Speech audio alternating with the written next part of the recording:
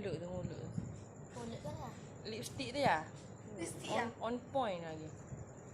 Macam ni? Gini ya? Oh, tak suka kena lipstick ke?